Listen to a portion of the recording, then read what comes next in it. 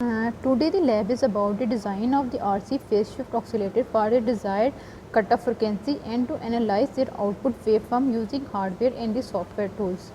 The electronics oscillators are basically the electronic circuit that generate the output voltage without the need of any AC input signal. It produces the periodic waveform on its output with only the use of the DC supply.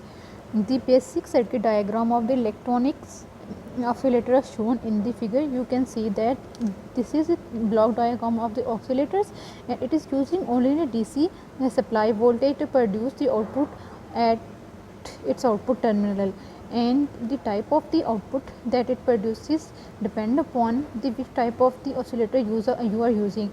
It can be sinusoidal and it can be non-sinusoidal waveform.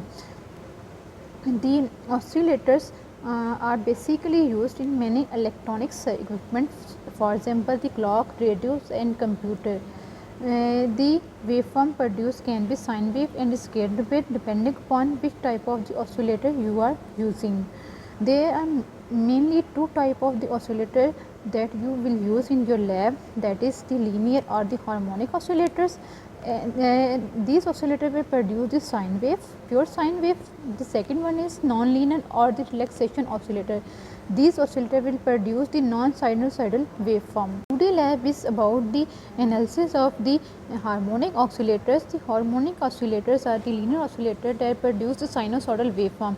The feedback oscillators is a type of the harmonic oscillators.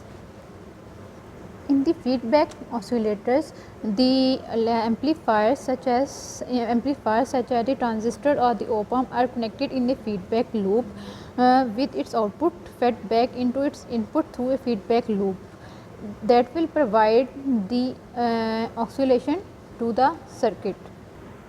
The oscillator did not use any kind of the AC input signal to produce the oscillation. It just used the DC supply that is provided to switch it on. When the power supply to amplifier is first switched on, then electronics noise is in the circuit produced and non-zero signal to get oscillation started. Then these noise signal around the loop is amplified. This noise signal around the loop is amplified and filtered until it converts to a sine wave at the signal frequency. Oscillators are of the two types, that is the phase shift oscillator and the Wien bridge oscillator. The phase shift oscillators are shown in the circuit diagram. And you can see that the op-amp is used in this phase shift oscillators, and these three RC component will act as a low pass filter and provide the phase shift. That's the reason its name is as a phase shift oscillators. To produce the oscillation in this RC phase shift oscillators, you have to keep two things in mind. First thing is that the gain of this amplifiers, that is the ratio of this R1, which is variable resistance, and this R should be greater than or equal to 29, or the second one is that the phase shift of these three RC should be equal to 180 degree, so that this 180 degree phase shift and the this 180 degree shift that is present at the inverting input of the this phase shift oscillator cancel the effect of each other, and the oscillation is produced at the output. In each RC low pass filter will produce a phase shift of almost 90 degree, and the overall the phase shift will be equal to 180 degree.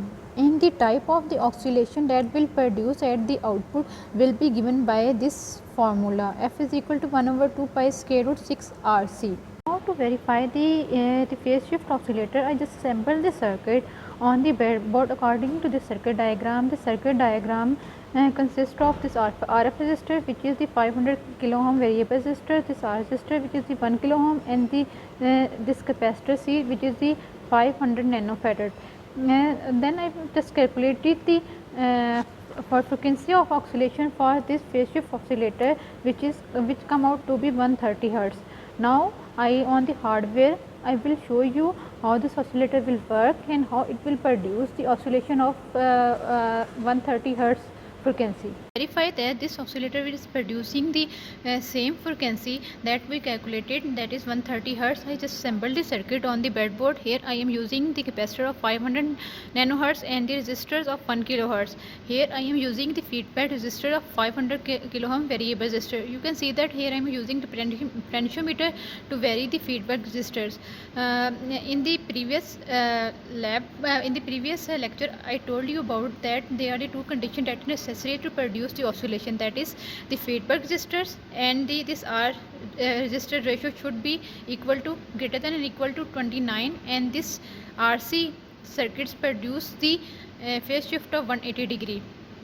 Now I just adjusted the value of this RC side that it is producing the phase shift of 180 degree, and this inverting terminal is producing the phase shift of 180 degree. The second condition, that is this ratio of R, F and R should be 29. I am fulfilling this using variable resistors. Now you can see that if I vary the resistor variable resistor, then the output on this is changing.